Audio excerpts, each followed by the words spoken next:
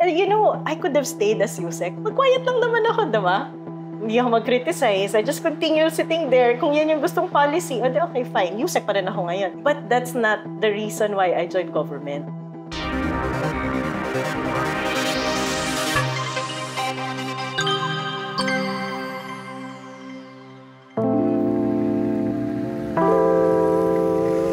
Kumusta guys? Nandito po tayo sa Roses Avenue dito sa Quezon City at bibisitahin po natin itong Coffee Buddy. Ito po yung main branch nila, no? So as we speak, they're opening their 7th branch at sabi they will open their 8th branch. Bakit po tayo dito bumisita? May-ari po nito, dati ko pong kasama si ABS-CBN, si Mark Vasquez. Dati po siyang cameraman sa ABS-CBN and he was unfortunately retrenched when ABS-CBN was shut down. But he was able to pick himself up and establish this coffee shop business.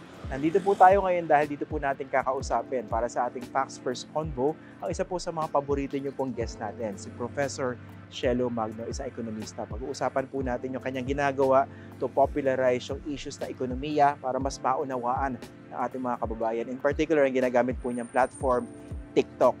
Dahil maski hindi po sexy ang topic na ekonomiya, meron naman po tayong sexy economist in the person of Professor Shelo Magno to explain all these things, all these complicated issues na ekonomiya para po mas maunawaan natin. Tara!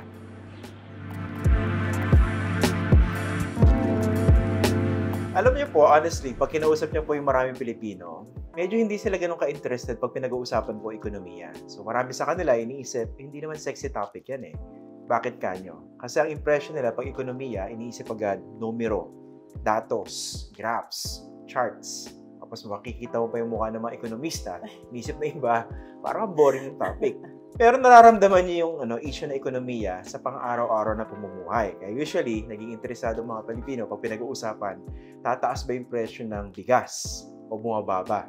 O tumataas ba yung presyo ng gasolina o nung binibili yung gasol or LPG? So para sa araw na ito, pag-uusapan po natin yan. Paano mo mas maipapaintindi sa mas nakararaming Pilipino yung issue ng inflation, for instance, kung bakit naghanap yung kahirapan dito sa ating bansa. And fortunately, meron pong isang ekonomista. Sabihin, matalinong tao po ito, no? to borrow the words of former President Rodrigo Duterte, bright po siya. Ang ginagawa niya ngayon, she's basically popularizing economics through social media. At pag chinek niyo po yung kanyang TikTok account, she has so far more than 42,000 followers and it's getting even more traction. So I'd like to welcome dito po sa ating Facts First Convos si Professor Shelo Magno. Good morning, Christian. Thank you for inviting me for coffee. Good morning, Professor I don't Shelo. drink coffee. Oo. You're drinking what? Chocolate. Kasi if I drink coffee, baka hanggang hapon tayo dito. Ma-hyper ako eh. Nandito tayo sa Coffee Buddy. So this is their main branch. Tinayo niya itong Coffee Buddy as a physical store. I was told, hindi ako nagkakamali, 2021. Okay. Or 2020. 2021 yata, no? Pero tinayo niya yung online selling ng coffee 2019. Then after he was retrenched sa ABS-CBN, after ipasara ni Duterte ng ABS-CBN, so he went full-time. He decided to be an entrepreneur. Oo, grabe. Tapos as we speak, they're opening their 7th branch sa Batangas. And then mag-open na sila ng 8th branch nila. So this is one of those success stories. Right? Dapat i-feature mo rin siya. Kasi I think it's something that the Filipinos should be able to internalize. Yung mag-take ng risk to be entrepreneurs. Kasi mas malaki yung impact niyan sa economy. Oo. Right? Tsaka diba, pinag-usapan natin ekonomiya, I think more than 99.5% ng mga negosyo, micro, small, and medium enterprises, no? Bibihira lang yung mga tito natin, mga nagpapatakbo ng mga big conglomerates, no? 1% lang yan ng lipunan. Tayo. Joke lang po. Okay. So, yan. So, ito, napaka-perfect ng venue natin para pag-usapan itong issue na ekonomiya. Unang-una, kumusta? Ano yung pinagkakabahan mo lately? Well, tapos na yung mga klase. So, puro exams na. We're checking papers. Tsaka, syempre, nagsasaks ako. Oo, yun nga pala. If you look at her social media posts or accounts, makikita nyo talagang siya. She's very talented. She plays the sax. So, kaya tawag ko nga sa'yo the saxy economist. Importante kasi, well, pag pinag-aaralan mo yung economy, tsaka yung mga political issues natin, nakakatabayan ng utak. Pero kailangan binabalanse mo siya ng pagpapataba ng puso at saka ng soul. So, yung music, that's the role of music sa akin.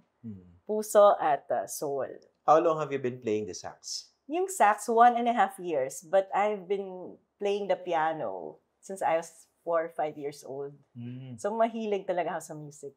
Okay. So, Kung hindi ako naging economist, hindi ako naging professor, gusto ko maging musician. And you're also into bonsai, di ba? Yes. Mahilig din ako sa plants. Wow. So, plantita, tapos musician. Marami din akong pets. Okay. May zoo sa bahay. Talaga. Ang dami ginagawa ni Prof. Shelo, no?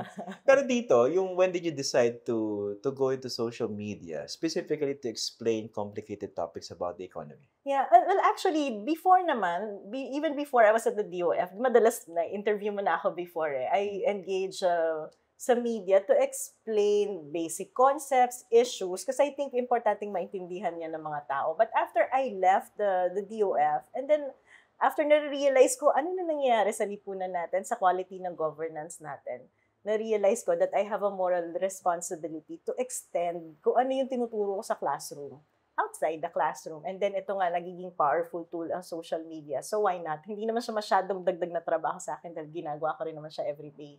So what's the harm? Yun nga lang, I have to study the technology.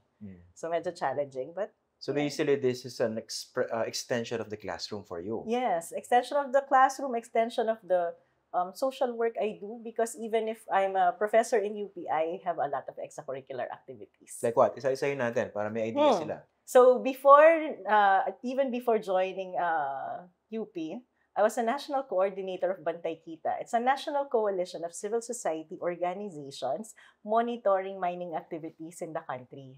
And then I became part of the global council of that civil society network. It's called the Publish What You Pay Coalition. And then while at UP, I was also elected to be part of the global board of the Extractive Industries Transparency Initiative. Wala nga itong bayad, diba? So for 7 years, I was part of that board. And what we do is to identify mga governance practices that can improve yung mga mining, extraction of fossil fuels, discuss environmental, social issues, gawin itong global standards so that countries would apply these policies. And the Philippines is a member of that organization. So it's EITI. And then I was recruited to join the Department of Finance. But after the Department of Finance, now I just got selected to be part of the Global Steering Committee naman of Open Government Partnership. At nakaabang ako to co-chair the organization with the Spanish government this October. So sa UP, ano yung gano'ng karaming load mo, teaching load? Full-time. I'm teaching full-time. Plus, I'm also the director for research. Wow. UP. May tulog ka pa ba? Yes, nakaka-saxophone pa ako everyday. Talaga. So, kahit paano may balance. Yes. Okay. So, yung pagpasok sa social media to popularize these topics, sabi mo, you felt you had this moral obligation to do this. Okay? Pero, the transition, how was it? Not very difficult in the sense that because I'm a professor, I can talk for hours. I can discuss all these issues. And even before, nung estudyante pa ako, I was also a student council chair ng UP. So, lubog na lubog ako sa mga ganitong usapin. It was just challenging kasi hindi ko alam kung paano i-handle yung social media. May mga trolls na, and then maraming tao nagko-comment, may mga demands, and then you have to sustain yung pag-post regularly. Hindi pa rin ako ganun kagaling kasi I'm not able to post every other day, but I try to post at least once a week. And then I try to mix it with kung sino ba talaga ako. That's why I post music. Kasi I really love music. And I think that's something that I can share with the people who follow me on social media. So this is the real you, the authentic Shelo Magno. Yes. On social media. Sinama ko na yung mga bonsai ko dun minsan, di ba? I teach them how to fix bonsai. Si Mr. parang napipilitan na. Yun nga, sabi ko, professors naman tayo, di may natural, ako, diba? Resource person sa bahay. At least sumama ka dito, mag-discuss tayo. Hindi, nakikita ko si Mr. Parang awa ako, parang wala siya sa mood Halika dito.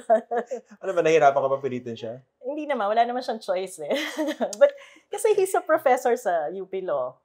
Constitutional law yung expertise niya. And he used to be an environmental lawyer also. So, ang dami naming convergence. And this is a usual conversation sa bahay. Okay. So why not put it on camera? Yeah, so actually, i-record mo yung dinner discussion namin kasama yung mga kids. We always talk may module about ka na. issues. hindi kami nagsa-censor ng topic eh. Tapos dahil yung bahay namin malapit sa Congress, every day, pagdaan mo sa Congress may nagra-rally, we explain that to kids. Walang censorship sa bahay, even kung bata or... So malapit pala kayo sa zoo? Ay, Yes. sa crocodile farm. Oo, Ay, sorry. kaya bagay yung mga hayop sa bahay namin. Okay. So pagdaan nyo, uy, dito yung ano. Oo, mga kamag-anak ng mga pets Don't have to go to namin sa Palawan. bahay. Dito na siya. Okay. Huwag naman ma-offend yung mga crocodiles, ha? Baka ma-offend yung crocodiles sa comparison eh. So very interesting conversations pala, no? Yes, How many kids do you yes. have? We have 3 kids. Tapos lahat ng level yun. So, one is in college, one is in high school, one is in elementary. Tapos isang girl lang yung bunso. And yet, you can talk about these topics across the age groups? Yes. Last week, my daughter was saying, oh, let's celebrate Pride Month. And then she started asking, oh, what is a Pride Month? And then my son was explaining, we're talking about gay marriages. We talked to them about the whole LGBTQ++ spectrum. Sa 9-year-old ko, we discussed that. Yung second son ko nga, elementary, nag-book report. Ang binook report niya, Communist Manifesto. Wow. Binasa niya. And then he has his own conclusion on those issues. So, after the elections, nung presidential, pinag-usapan na, lipat na kaya tayo na ibang countries. It's easier for us aminin naman natin at hindi. To bail out. Diba? But it's the kids who said, paano na yung brain drain? Sino na yung gagawa ng mga ganitong trabaho sa Pilipinas? So sabi ko, okay, as long as you're all on board, we'll stay. Pero that was a serious consideration at that time. Inisip ko, kasi we're talking about the future of the kids. The kids, yeah. Oh. Tayo dito. Sige, kasi the adults can survive eh. Yeah. Tapos kung upper income class ka, you can pay for good school, out-of-pocket healthcare system. But do you really want them to grow in this society na walang social security? Diba? Every time magkakasakit ka, feeling mo mababankrupt ka. Oo. Totoo yan. The quality of education, gaano kalaki yung kailangan mong gastusin para lang magkaroon ng maayos na edukasyon yung anak mo so that they can enter UP and Ateneo in college. Ay, kakaunti lang yun. Exactly. Karamihan sa mga bata, hindi pa pinapanganak, talo na. And how much tax do we pay? Essentially, yung rate ng tax na binabayaran sa Pilipinas halos the same ng tax na binabayaran sa ibang bansa. And yet, sila, alaga ng gobyerno nila mula birth to death. Pag-usapan natin yan. Bakit ganon? Sa iba, yung idea ng yung social services delivery, parang mas ramdam. Sabi mo, yung rate pareho, di ba? Pero sa atin, bakit hindi ganun kalaking balik? Alam mo, and that's another reason kung bakit ko dinidiscuss sa economics. Kasi sa economics, it's not just about the numbers, the data. It's also about the thinking. And napansin ko kasi sa atin mga Pilipino, madalas, when we discuss policies, when we make positions on issues, driven siya ng loyalty mo sa politician. In economics, may very specific role ang government sa lipunan. Diba? When market is perfectly working, pabayaan natin yung market. But there are issues like externalities, paano kung polluter, like mining, naninira ng kapaligiran. That will have an effect on other people. So, dapat nire-regulate yan ng government. May mga serbisyo na hindi naman pwedeng individually provided, like national defense. Diba? Alam nga naman kumuha ako ng security laban sa China, ako lang. So, dapat national level yan. So, that's the reason. People came together to form government to provide certain services. To serve them. To serve us. Tayo yan. Yes, diba? But at the same time, may isa ding napaka-importanting role ng government because even if the market is working efficiently, hindi naman tayo pantay-pantay pinanganak eh. Maaaring efficient pa rin ng system, pero lahat ng wealth nasa isang tao. Concentrated. Concentration of wealth. So, ang isa pang importanting role ng government is redistribution. So, that's why we have social services, education, health system, retirement program, so that you protect yung mga tao mula birth to death. Madaling sabihin na, hindi, pag masyado ka nabibigyan ng dole out sa mga tao, tatama rin sila magtrabaho. But the reality, nung pinanganak tayo, hindi na tayo pantay-pantay eh. Diba? Ikaw, papamanahan ka ng mga assets ng magulang mo. Dala ka nila sa... Kaso wala eh. Mayroon na, wala tayong mana eh. No? As in zero, seryoso. Diba? Pero yung mga ibang tao, pag pinanganak sila, may mana na sila agad. Bibigyan na sila agad ng house and lot ng parents nila. So, hindi mo na kailangan isipin. May kotse na. Diba? Samantalang tayo, kailangan natin kumayod. Yung una mong kotse na na nakuha nung is a product of your pagtatrabaho. Ito yan. First car ko, second hand, Nissan Sentra Series 3. Yung minomodel nung 90s niya, ni Richard Yung Goma. talagang gusto mong gumraduate para magtatrabaho ka na, para mabili mo yung una mong sasakyan. Yes. Pero yung mga ibang bata, pag tungtong ng 18 years old, nireregaluhan ng magulang ng sasakyan, right? And they go to good schools, and when they go to good schools, they find good jobs. Yung mga low income, you go to a public school. Walang classroom, walang internet, walang libro, At may overloaded ang teachers, malnutrition. So ang unang tanong, makakatapos ba siya? Kung makatapos siya, anong klaseng trabaho yung mahanap niya? So ito yung role sana ng government na kailangan nating ayusin so that kahit pa paano magkaroon tayo ng equal footing sa lipunan. Kasi it's not equal in the first place. Ang tanong ko, yung trajectory, mas palayo ba? For instance, mas palayo ba yung disparity between the wealthy few and the poor majority? Yes, and that's a global reality, ha. I was showing the other day sa isang conference. We only have 1% of the global population ng mga millionaires in terms of dollars. And yet, you combine the millionaires with the middle income, which is about 12% of the global population, and they own 85% of global resources. Wow. At yung kalahati doon, yun yung poor and miserable, and we only share about 1% of global resource. So, 'di ba, parang this is very alarming, and yun sana yung nakaka-frustrate na rule yan ng government eh. But then, yun yung pinaka-main motivation ko talaga. It's not just to discuss statistics, but to shift the thinking na we came together to form government to address all these issues. And so, we pay the taxes for the government to do that. So far, kumusta yung response? Kasi dito sa discussion natin, ako yung audience mo. So, naniniwala ka sa akin. Ramdam ko. Oo. Kasi, di ba, sa lived experience natin, alam natin totoo yung sinasabi mo. Pero when it comes to social media, you have a diverse audience. Right. So, kumusta yung response It's nila? very challenging. Kasi when I discuss different issues, minsan they say, si ma'am, BBM yan. Kaya inaaway yung mga DDS. Minsan naman, nagbago na si ma'am. Kakampi na natin siya. Sa DDS na siya uli. Inaaway na niya yung gobyerno. Tapos, lagi silang binabalikan. Hindi po ako inconsistent. Hindi ako nagbabago ng affiliation. If you change your lens sa pag-analyze ng lipunan, tingnan mo to from our perspective, maiintindihan nyo kung saan ako nanggagaling. And I think, hindi natin yun ma-change overnight. We have to be very patient. But I really hope ma-change yung ganong perspective. Kaya ako laging ina-emphasize, tayo yung nagbabayad ng tax. Consumers tayo. Tayo yung nagdi-demand sa gobyerno ng better services. Kung yung mga tinda sa palengke, scrutinize natin, hindi ka naman bibili ng hindi sariwang karne. Amoy-amoy mo, pipindot-pindutin mo yung kamatis, diba? Dapat, yung hasang, kumapula pa. Silipin mo yung isda. Tapos pagka substandard yung quality niyan, hindi mo bibilin, diba? We should apply the same standard sa gobyerno because we pay them to provide the services. Ang tingin ko pinagkaiba has to do with this cult of personality eh. Kasi may kulto ng personalidad yung politiko, pero yung isda wala eh. Pinagkaiba ba? Hindi nag-speech yung isda eh. Tama. Hindi niya kinu-convince na kahit maputla na yung hasang ko, pwede mo pa rin akong kainin. Pero tama yung analogy mo kasi nga, if we're going to empower the people to better understand their civic duty, diba? As citizens, dapat hindi na nananalo yung mga magnanakaw. Hindi, ito nga yung nakakatawa. Di ba pag-usapan natin yung role ng education? As I said, napaka-importanting role niya para iahon natin yung sarili natin sa kahirapan. Di ba dapat nagrereklamo tayo kung walang classroom, kung walang libro, at yung malaking budget ng DepEd mo ay nilalagay sa confidential fund kasi hindi yun natatranslate sa'yo. And yet, makikita mo yung response ng mga tao, di ba? Nakikinig naman siya bilang secretary ng DepEd. I call this. Kung seryoso si President Marcos in fixing the economy, we have to fix human capital. You have to fix the education problem. At kung seryoso ka sa pag-solve ng education problem, you need an expert there who understands the problem. Because otherwise, baka hindi ka seryoso doon sa commitment mo. You mentioned that, no? Kasi ang coverage ng DepEd Secretary, basic education, which is very, very important.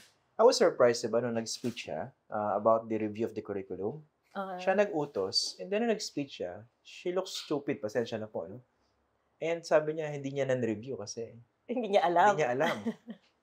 Ang naging response sa iba, understandably, teka, ikaw yung DepEd secretary. Pero nagulat ako sa social media, sabi ng iba, ay, humble naman ni ma'am.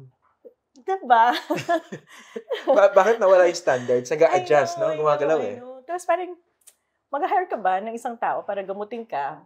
Halimbawa, meron kailangan operahan sa'yo, tapos hindi siya surgeon. Oo. Kung ka ba ng, halimbawa, ng tubero, para gamutin yung internal problem mo. Di ba, nakuha ka ng doktor, di ba? Ito na lang. Gawin na natin very specific. Kunwari, barado yung inodoro mo.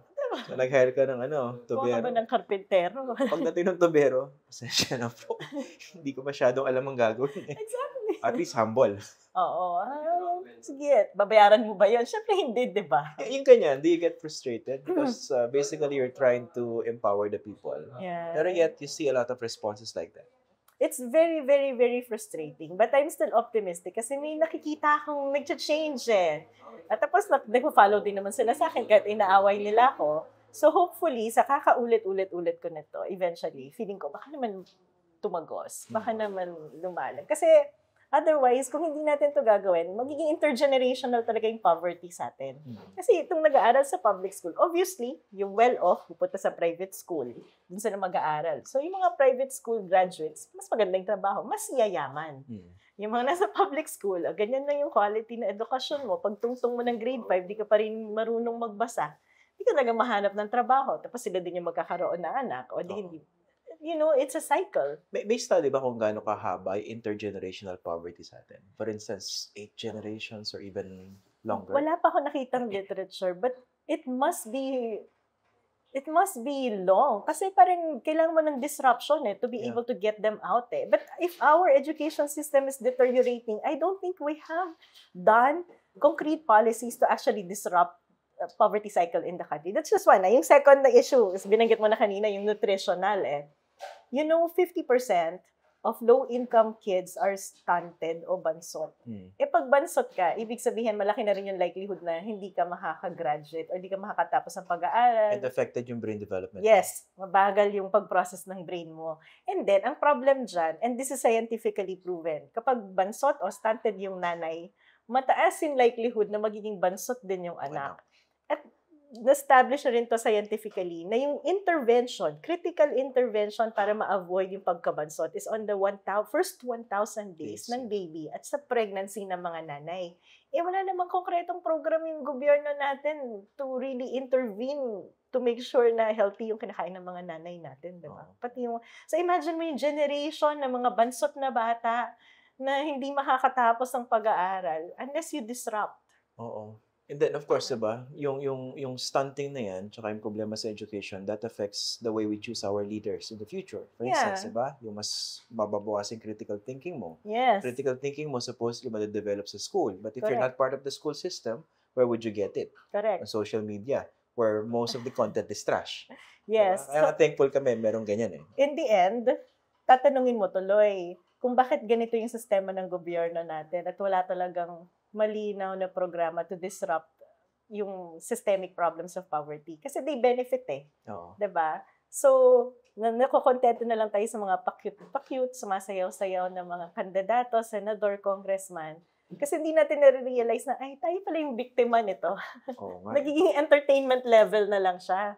Diba? I-explain mo rin ba sa videos, for instance, yung kasi dapat important yung binanggit mo, disruption, no? Yeah. So, education is a big disruptor. Yeah. Kapag pag-graduate ka ng isa, dalawa in your family, that would disrupt. Exactly. Or at least break that, intergenerational poverty. Yes, yes. Pero for instance, yung iba kasi, nawiwili sa doon, yung ayuda ng politika, ng politiko. Na pag binigyan ka ngayon ng 1,000 or next month 1,000, you think na ang laki ng utang na loob. No? Pero hindi ka naman inaahon sa kahirapan. Tama. Tinatawid ka nung araw na yon. Correct. Kaya nga, yan din, isa din bagay na kinaka-OC ko yan, yung mga social programs natin. Useful siya for politicians kasi habang nagbibigay sila ng dole-out, boto ka naman ng boto sa kanila. But if you actually think of a comprehensive social program, dapat yung design, okay, you provide the basic para ma-empower sila, magkaroon ng equal footing, but at the same time, yung question is, paano natin silang i-move from being dependent on social assistance to actually earning income, pag-provide sa family nila. Hindi naman yung pinag-uusapan dito sa Pilipinas, diba? But that should be part of the conversation, na ma-realize nila na, oh, actually, mas maganda pala yung magiging buhay ko kapag lumabas na ako sa sistema ng ayuda at magsimulang magtrabaho. Incidentally, di ba meron yung, this was signed by the previous president, yung ambition natin 2040. Diba, if I'm not mistaken, the goal is to make the country predominantly middle class. Yes. At wala raw mahirap. Ah. Pero unang-una, let's talk about the definition. Kasi gumagalaw yan, parang across administration, depende sa takbo ng politika, di ba? So, meron self-rated poverty, meron poverty incidence. Yeah. Sa mga ekonomistang katulad mo, ano ba yung definition talaga pag sinabing mahirap? Maraming anggulo at dimension ng poverty. Yung kadalasan natin madinig is what we call economic poverty. Yung kakayahan mo magkaroon ng access or sustento do sa basic food and non-food needs, diba? Pero may iba't ibang mukha yung poverty. Environmental poverty, yung exposure mo sa hazard, sa environment, sa climate change, and disaster. That's part of poverty. Yung pinag-uusapan natin na access sa quality education. So kung hindi ka nakaka-access sa quality education, that's education poverty. Social poverty, na ma-marginalize ka bilang bahagi ng lipunan. So yung ating mga LGBTQ women, indigenous people, dahil hindi mo na-exercise yung equal na karapatan ng ibang tao, that's also reflective of poverty. Political poverty, mga ganyan. Ang dami niyang dimension. Information poverty or disorder. Yes, diba? So ngayon, ang madalas ating natututukan is yung basic needs lang. Pero dapat pag pinag-aralan natin or magpo-formulate tayo ng ano ba dapat ginagawa ng gobyerno sa atin, dapat lahat ng anggulo na yan tinitingnan at pinag-uusapan. Kaso taas expectation mo naman sa gobyerno. Okay lang yan kasi nagbabayad naman tayo ng tax. Dapat ganyan yung level ng service. Sarcastic lang ako, pero I completely agree. I know. Sa economic poverty, kasi nga, ano yan I think sa mga viewers natin, you should be able to realize this nung pandemic lockdowns. Doon nakita talaga yung disparity between the rich and the poor. Kasi sino yung pwedeng makalabas. Diba, kitang-kita ng panahon na yun, pag may kotse ka, pwede kang bumili sa Starbucks. Hindi check kung meron kang pass. Pero kung mahirap ka, nakakulong ka ron. Tapos yung mga politika nagle-lecture pa ng time na bakit kasi hindi ka mabili ng pang isang linggo? Yung pang isang araw nga, hindi alam kung saan kukuha ng pambili, exactly. Diba? So, yun, paano yun? Pero alam mo, ang isa ding nababother ako dyan, nung pandemic, may mga ayuda, diba? Tapos ang daming nalaga sa ayuda na yan. Para kung ba, 6,000, pagdating sa'yo, 500 na lang, diba? Nabukulan. Oo, diba? Daming pinagdaanan, daming kumupit. Pero, nagpapasalamat pa rin tayo dun sa natanggap natin na okay lang, 500 pesos may natanggap. At least may natanggap, kesa sa wala. Tingin ko hindi ba cultural yan sa mga Pilipino? Yung parang bunga pa rin ba yan ng kolonyalismo natin? Siguro tingin ko, yung parang hindi tayo naka-evolve, no? Oo. Yung tingin natin na baka nandun na yan sa mga datu system pa natin, na kapag may leader ka, dapat parang hari o reyna yung tingin natin sa kanila instead of them serving ito nga masama, nagagamit pa yung Diyos Diba? Awa ng Diyos. May lumabas na ayuda. Oo. Pero hindi na naisip na siguro yung Diyos. Ayaw naman ng Diyos na dependent ka lang doon sa ayuda ng politiko Pero alam mo, yung isa pang narrative na iniisip ko nga, pag yung mga Pilipino pumunta sa abroad, tayo yung pinakamasipag, bibo tayo mga Pilipino Because we have something to prove. Diba?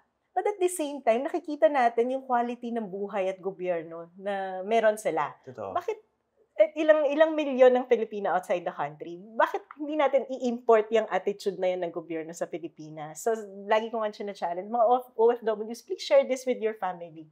Ano yung quality ng healthcare nyo dyan? Ano yung quality ng housing, education, na kaya mo padala yung anak mo sa public school at alam mo magiging seryosong scientist siya in the future. Sa Pilipinas, di ka pwedeng mangarap diba? Alala ko yung commercial, I think 90s ba to or 2000s yung hindi ganyan sa States. Remember that commercial? Oo, diba? Cultural yung approach niya, pero it makes a lot of sense, no? Kung titingnan mo from another perspective, nakakita ka on how development should be, why don't you expect that in your country? Tama. Diba? And then another thing, actually, ito napansin ko rin sa SOCMED, siguro evolution. Naalala mo nung panahon ni Miriam, nung tumatakbo siya senador, nakita ko lang kasi kahapon sa SOCMED yung pinagyayabang niya na, I'm a valedictorian in this elementary school. Tapos parang manghang-mangha tayo, ang tali-talino niya. Ngayon, sa social media, pag matalino ka, ininsulto ka diba? Ini-smart shame ka. Ikaw na. Ikaw na, talino mo parang di rin naman ako nai-insulto pag sinasabi niya, ako na. Thank you. Ako na. Sagot, thank you. Sige, ako na, napapagod na ako na. Tingin ko kasama yun sa yung Duterte effect. Yung smart shaming, no? Smart shaming. Kasi nga parang na-trigger yung inherent, yung parang bear, Di ba dapat attitude proud sa tayo atin. na marami tayong alam, na nakikibahagi tayo at nag-iisip tayo ng solusyon. Ngayon, pagka nagsasuggest ka ng solusyon na maayos, is smart shame ka talaga. Oo. So sabi ko, so kung si Miriam siguro ngayon nangampanya, is so smart shame siya, no? English ka pa dyan. Valedictorian ka pa. Nag-law ka pa. Sige, ikaw na magaling. Pero, naisip ko, reflection din ba yun on how our standards have deteriorated sa pagpili ng politicians natin? Because look at the profile of people in the people that we elect. Saan ba? Specifically? Sige, sa Senate muna tayo. Ganon? Di ba ang gagaling doon? Oh, magaling mag-selfie. Magaling magsuklay. Magaling umiyak. Kaya sige, speaking of standards, sa Senado. Entertainment. Actually, pag hinihiritan ko yun sa program, napipikon sa akin yung mga fans. Parang sinasabi nila mayabang. Pero sa akin, ang focus ko yung standards eh. Kasi for instance, yung mga katulad mo nga dapat sa Senado, sorry hindi naman kita kinakampanya. Pero my point is, kung nandun ka, definitely mas marami kang magagawa ron. Pero bakit yung mga tao, yung again, the mentality, buti nga may nakuha eh. Parang we always look at the bright side. Masyado tayong positivist for all the wrong reasons. Or iniisip ko nga, halimbawa, sa kaka-selfie natin, feeling ba natin kung nakapag-selfie tayo sa isang senador, passport na natin yon to ask for assistance. And that's more important to us. Parang personally knowing someone than demanding na ma-institutionalize yung mga ganitong proseso na kilala mo man siya o hindi, you deserve this kind of service. Yung calling card culture. Diba? Yun nga kasi for instance, diba minsan, hindi lahat na nakaupo sa gobyerno magaling. For instance, sa Senado, minsan titignan nila, hindi, pag tinignan mo yung track record, meron naman nagawa. Natural. Pag wala nagawa yan, imbalido yan. Diba? Kaso pag tinignan mo, ano ba yung nagawa? Halimbawa, yung mga tatakbo ngayon, diba? O nagpa-premyo sa mga TV shows. Ganun ba? Oo, nasa top 12 agad yan. Kapag may game show ka. Hindi ako nakanood eh. Talaga? May ganun? May kakandidato. Si Willie said he's running. Yung nagmano pa kay Duterte. Oo, diba? Nanalo kaya, medyo masikip eh. Parang nasa top 12 siya eh. Talaga? Oo. Pero alanganin pa yun kasi dulon-dulo. Oo nga. Sana naman. Pero, sana manalo. Kasi, diba? Parang may game show naman sa Senate. Di ba may isang party list ang pangalan? Tutok to win party list? Ay, hindi ko alam. May gano'n. Hindi sa akin. Supposedly, ang ganda ng idea behind the party list system. Oo. Pero hindi siguro na-anticipate ng mga framers ng Constitution at saka yung bumuo ng 1995 party list law na susulpot yung mga ganyang pangalan. Diba? Agimat. Nasobrahan din sila sa optimism. Kasi di ba originally, pinrotect natin na dapat marginalized ang party list. And then at some point, pwede na kahit sino. Akala siguro natin by the time wala nang marginalized, pwede nang free market sa partido, diba? Unfortunately, baka masyado nga tayong creative. Or they underestimated the political greed of many Filipinos. Oo. Di ba, meron kang party list for drivers, pero yung representative mo naman, hindi naman talaga driver. Diba? Oo grabe nga eh. Dati nga naisip ko, pwede ba magtayo ng tambay party list? Mas masaya yun. Ang daming mananalo. May mananalo kasi kung titignan mo yung marginalized group niya. Oo, diba? Hindi kasi yung problema, diba, sa latest Supreme Court decision kasi, basically, hindi naman limited sa mga sectoral organizations. Para hindi mo na kailangan maging sectoral, bukas na siya kahit kanino eh. That was the atong paglaom case. Yes. So, kaya bumukas talaga yung So, even yung mga mainstream party natin, pwede na silang mag-party list next time. They're not precluded from doing it. Baka pero tayo naging optimistic. Technically, daya yun eh. Kasi dati, di ba, before the influx of such parties, nakikipag-negotiate pa sila sa mga dynasties and clans eh. Yeah. Diba, kunwari, meron akong party list, standby party list, pwede po bang suportahan nyo kami sa rehiyon nyo? Diba? Para manalo kami isa. Naisip ng mga political dynasties, makikipag-negotiate pa kami. Di kami na magtatayo. Correct. So ngayon, yung isang pamilya, hindi lang siya yung governor, vice governor, mayor, vice mayor. May party list na rin. So yung yung politics natin ay family venture na. Napansin ko lang, eto wala akong datos, pero may na-realize ako. Di ba minsan sobrang hayok ng mga politiko, yung ayaw nilang bitawan talaga yung posisyon. Kaso turned out na sila eh. Kaso minsan estranged sila sa asawa nila. So Kuha silang bagong asawa? Hindi, nangyari to. I can think of at least two. Pinapatakbo yung kabit. Natatalo. Sino natatalo? Yung kabit.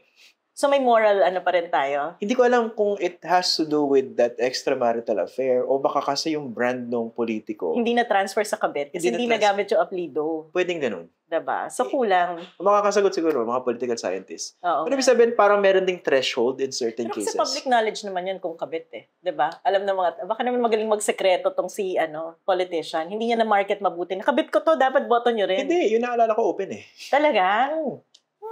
So baka may pag-asa pa tayo. May konting moral fiber pa na konting sundutin para taas yung standard Yun natin. nga eh, pagbanggit ng moral fiber, medyo offensive din sa mga tao yan eh. Oo. Kasi parang, feeling ko nakakalimutan natin yung ideal. Oo. Yung shooting for the ideal. Napaka-sensitive ng mga tao sa SOCMED, do. Oo. Pero Totoo tingin ko kailangan talaga natin sa kalampagan. So kahit galit na sila. Dati nga may nagalit eh. Kasi nagkomenta, nakasar lang ako, sabi ko. Bakit ba gusto yung binoboto? Yung na-convict na o talaga ang tindi ng bahid ng korupsyon? Nananalo pa rin. May nagalit. Bakit? Hindi, pero I mean, na-offend. Totoo yan, diba? Pero na-offend talaga. Ginawa ko, binaliktad ko. Sabi ko, sige po, susunod iboto niyo magnanakaw. Diba? May mga na-convict na ng plunder, na-establish ang connection sa mga issues ng corruption. And yet, we again have this issue of formally. Nabola na naman tayo, paulit-ulit. And eto nga, dahil pinag-usapan natin yung poverty, corruption is a main reason kung bakit may kahirapan sa Pilipinas, diba? Yung leakages. Part of corruption, yung sino ba yung nakikinabang? Sino nakikinabang sa mga polisiya ng isang bansa? Diba, crony? Yung pagiging malabo ng, ano ba talaga, politician or businessman? I-elect mo sila doon. Tapos hirap wala na. Diba? Dami naman natin yan sa Senado. Conflict of interest. Ikaw na yung politician. Ikaw na yung mag-formulate ng i-regulate doon mismo sa industry na ikaw yung may-ari. At galit ka pa. Oo. Diba? Tapos pag sabi mo, hindi naman yung nag-apply sa akin. Masaya ako sa buhay. Kaya natin ng konting history. Kasi ginagawa dati ng mga malalaking negosyante, sumusuporta ng politiko. Bata kita. Para pagdating ng panahon na kinailangan kita, kakalabitin na lang kita. Kakalabitin na kita. So, alaga kita. Diba? Ang tawag doon is capture. Yes. State capture. State capture. Pero naisip ng mga mga negosyante, bakit pa ako kakalabit ng politiko? Pwede rin ako magpatakbo, diba? Nananalo. Oo. Diba, Secretary of Agriculture natin is a businessman. Sino ba siya? Frabel. Frabel, oo. Diba? Sa Navotas. Yun nga pero usually kasi hindi siya nasisilip pero in more advanced democracies, naka-highlight yung conflicts of interest. Correct. Well, globally, meron nang bagong policy ngayon, yung disclosure ng beneficial ownership. Dito hindi pa masyado pinag-usapan. When you say beneficial ownership, hindi lang yan yung mga pangalan na nakarehistro sa SEC. Ito yung kung sino talaga yung saan pumupunta yung pera pag kumita. So hindi enough na nag-divest ka? Oo. So hindi enough na nag-divest ka, hindi enough na hindi na ikaw yung pumipirma ng SEC registration.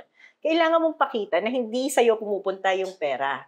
So, ang tagal na namin nilalabi ang concept ng beneficial ownership sa mining sector. Diba? Kasi pag tininan mo yung mga sinasabing affiliated companies kay Speaker, mahirap hanapin yung pangalan ni Speaker. Pero yung pangalan ng anak niya, makikita mo. Mga pangalan ng mga close friends niya, makikita mo. Ganon, diba?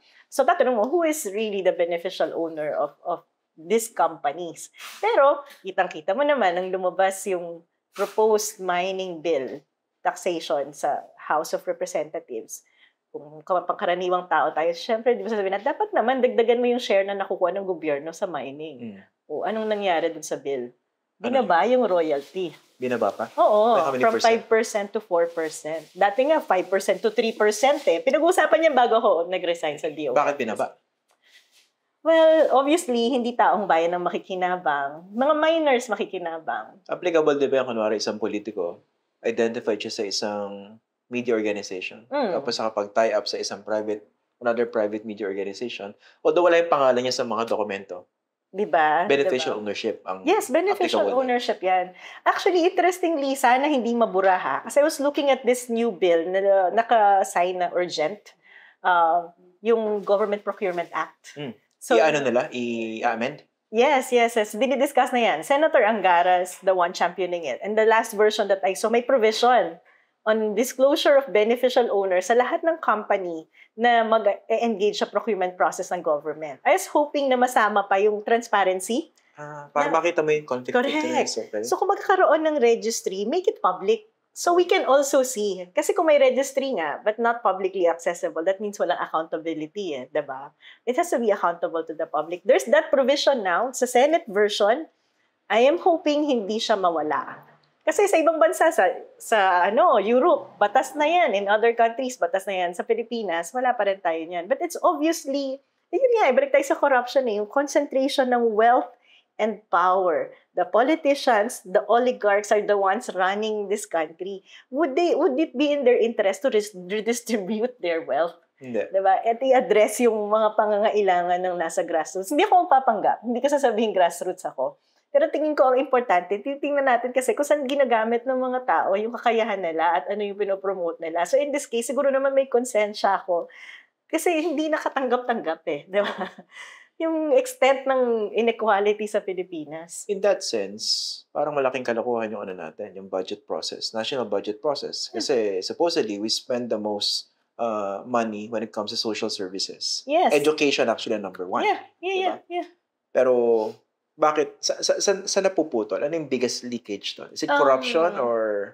Corruption in the sense na saan ba, ano yung pinagkakagastusan once na disaggregate na yung mga budget na yan. Ito kasi tinitingnan ko yung sa health, binudget cut yung Department of Health last year, yung budget natin for health by 40 billion. Dahil hindi na-spend the previous year? Hindi, kasi health is a priority, di ba? Kung magkaroon tayo ng pandemic, vaccination. Kasi ang reason na nilalagay ng iba dyan, sinasabi, hindi mo nagastos last time Kulang ka sa absorptive capacity. Hindi naman daw may justification yung DBM, nakita ko sa press release nila. Yung overall total budget, hindi naman daw nabawasan. Tinagdagan nila sa medical assistance. So, tinanggal mo sa PhilHealth, nilipat mo sa medical assistance. So, pag tinignan mo yung ballpark figure, wow, ang laki ng budget natin for health. Pag tinignan mo sa institutional arrangement, tinanggal mo dun sa institutional infrastructure na mag-guarantee na may access to health yung mga mahihirap. Example, PGH, gano'n? Yung sa indigent. Indigents, okay. So, instead na automatic na sana yan kung nasa PhilHealth ka, punta ka muna kay congressman or kay senator. Para hingi ka ng guarantee letter. Diba? I mean, yes, ang laki ng budget natin sa health, but how we implement these programs, ang laki-laki ng issue.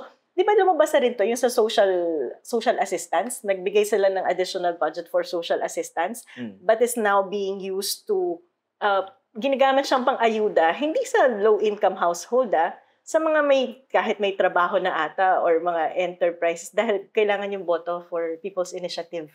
Yung sinasabi na, so what kind of targeting is that? They don't need financial assistance, hindi yan indigent, hindi yan yung mga miserableng mahihirap. And the concern is, baka mas lumaganap yan approaching the elections. Diba? Yes. Kasi kailangan nilang, yung dumikit yung politiko doon sa government service. Correct. Kaya dapat, alam mo yun, minsan nga yung mga estudyante ko, challenge ko sila sa mga analysis na yan. Please post it on social media. Pero naiintindihan ko din naman pag ayaw nila kasi there's really bullying. Yun nga, smart shaming, bullying, and it has impact on mental health of a lot of people.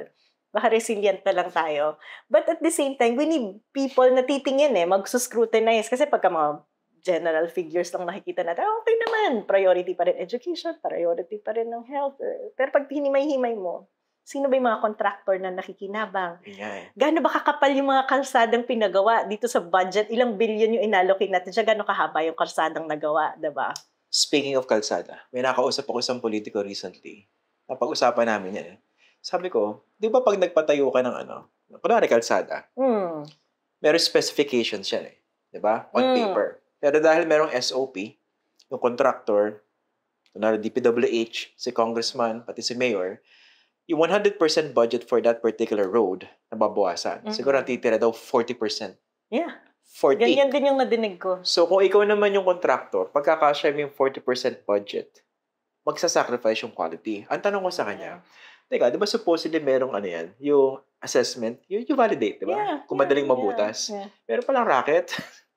Kausap na nila yung mag-validate, yung titingilan sila sa specific points ng kalye. Na compliant. So, may certain area lang na makapal yung bakal, pero sa ibang area manipis-nipis na yung bakal. Kaya pag nakita nyo, lumulubog. Hindi ka ba natatakot kapag ka nagkaroon ng malaking lindol? Imagine mo yung quality ng mga infrastructure sa Pilipinas kung ganyan yung budget. The big one, yeah. Diba? Hindi natin naiisip yan. Marirealize na lang natin yan after the fact. Ito nga, nag-TikTok ako sa Baguio. Dami-dami nating budget for disaster preparedness. Pagdating ng La Nina,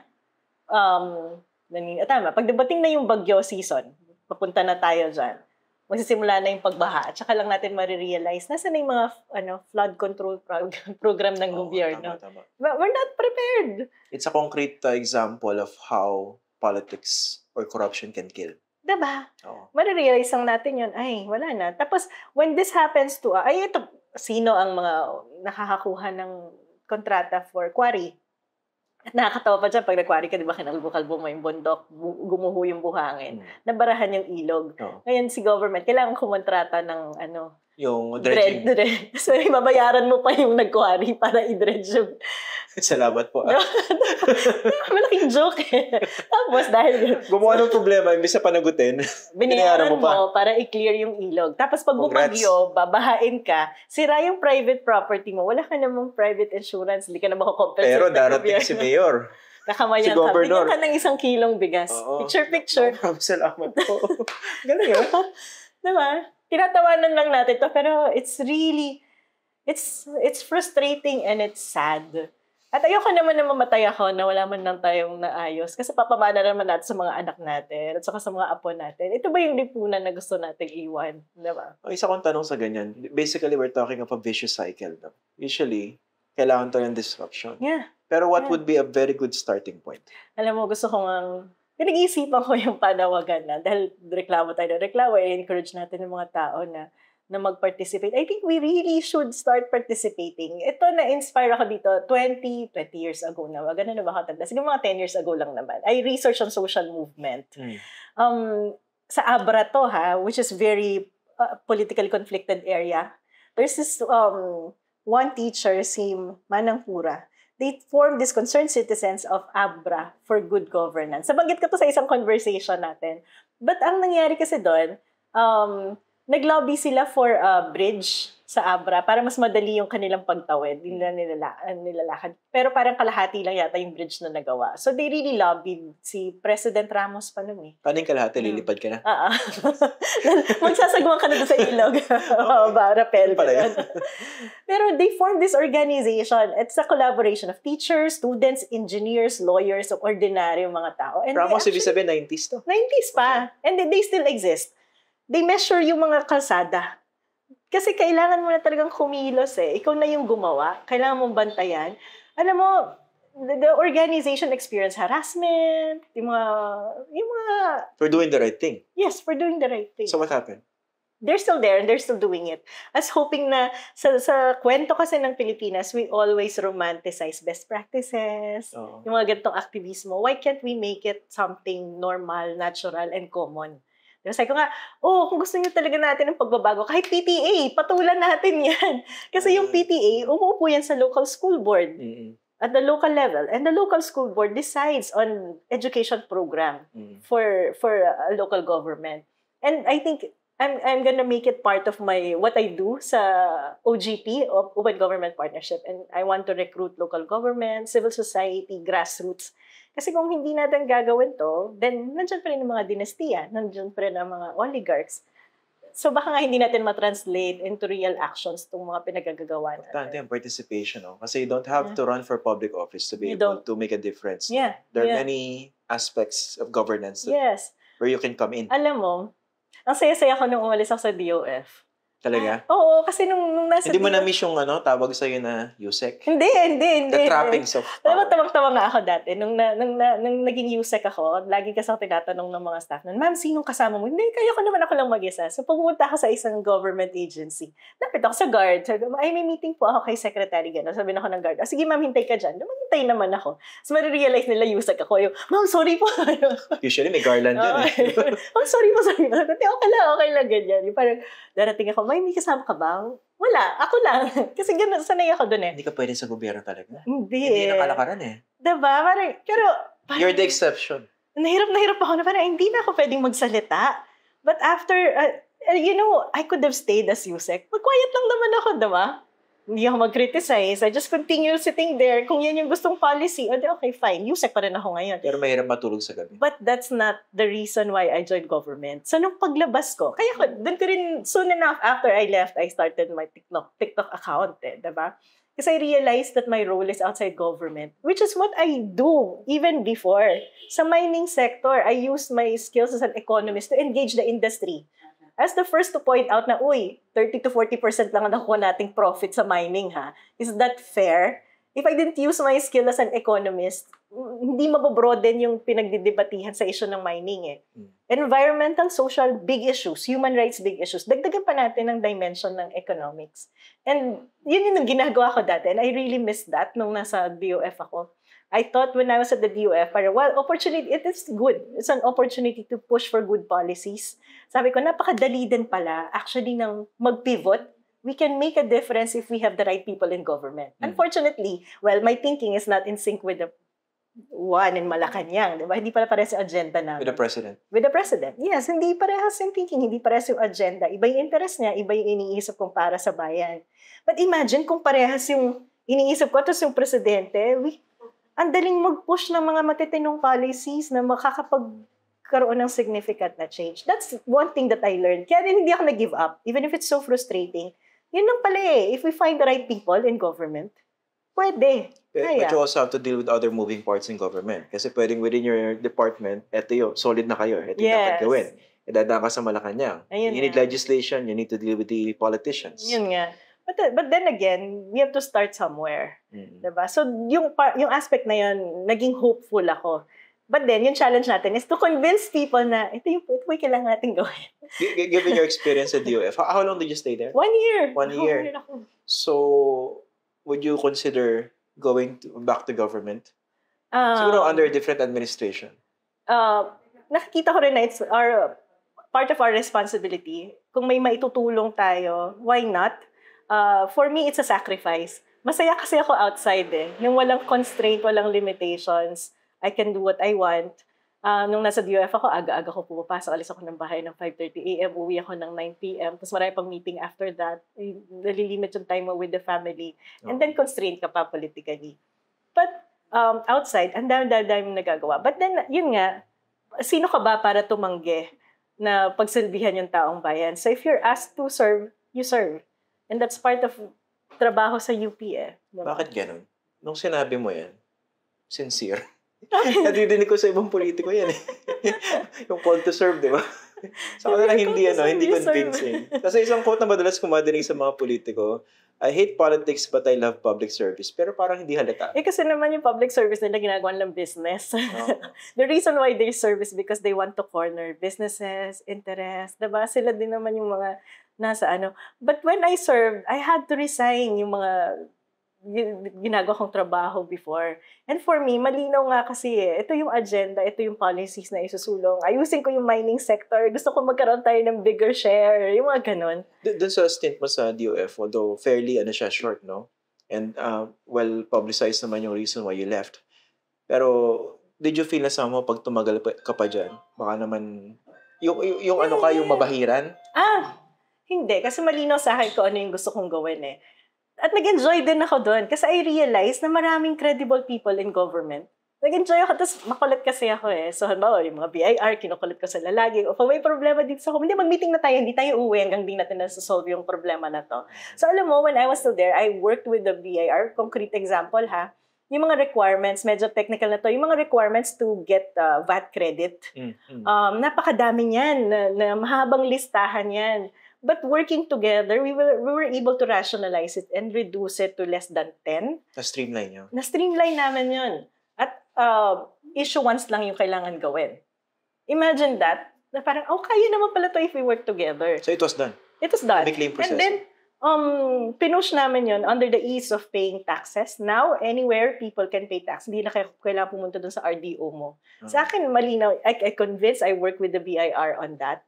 I listened to their concerns, pero pumayag ang BIR. But that means also disrupting the relationship of the taxman and the taxpayer eh. Hindi ka na sa same person lalapit ulit. Pwede ka lumipat ng ibang RDO. Kasi kapag beholden ka sa isang auditor every time, sacrificing sa mga companies eh. Yes. So. Diba? Nandiyan na yung mga ibang under the table and all. But kung hindi ka masaya nakakapalagayan kayo ng loob. Yeah, madaling kausapin. Now, we're forced to automate the system, put it online, we can pay taxes anywhere. You make it convenient. Yung mga ganon, na yun yung mga, natuwa ako kasi we work together, various agencies. Pwede, diba? madalas i-describe yung Philippines ng Filipinos, we're a third world country. Okay? Iba naman sinasabi, we're developing. Okay? I don't know ano yung basis nila, ano yung datos, ano yung metrics na ginagamit nila, no? So what will be the most appropriate description of where our economy now is? Well, yung size ng economy natin, size ng investment, quality ng buhay ng mga tao, lagi naman yung bine-benchmark. At saka, ako lagi ko sinasama sa narrative ko yung quality ng institutions natin. Kasi madaling i-benchmark yung mga economy. Incidents of poverty, nandyan na rin. Nakikita na natin na pag-iiwanan tayo. And then, madalas kong ginagamit yung worldwide governance indicators sa quality ng institutions and yung trend natin for the past 10 years and how our institutions deteriorated. Kasi ang laki ng impact nun eh. So what would be an appropriate description of our institutions? Well, before nag-improve yung perception sa atin ng extent ng corruption sa Pilipinas, medyo lumilis-linis mula noong 2010 hanggang 2015. Beginning 2016, tayo na yung pinaka-corrupt among ASEAN 5.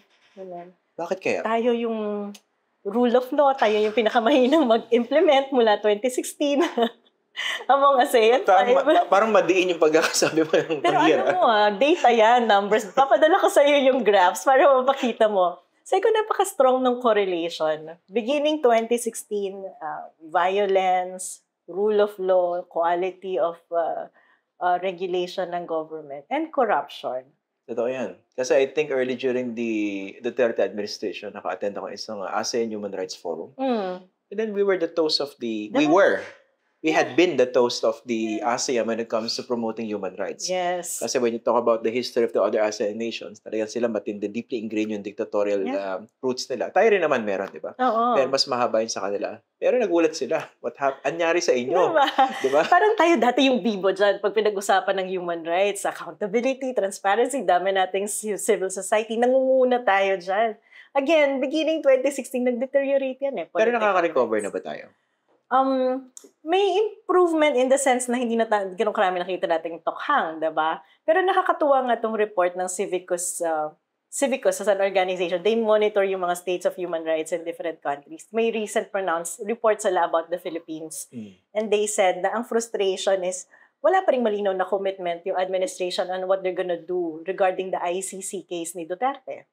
Wala pa ring malinaw na pronouncement yung administration sa pag-reverse ng mga policies ni Duterte empowering police sa pagtunghang. Wala pa ring malinaw na policy regarding red tagging. So for them, while yung mga incidents na bawasan, it will be better if the president will make a very concrete policy statement reversing all this issues related to human rights. To be more proactive in terms of dealing with this. Yes. Hindi pwedeng hayahay lang eh. At kailangan bukas. At kailangan i-condemn itong mga red tagger na to. Although very good yung recent Supreme Court decision. Yeah.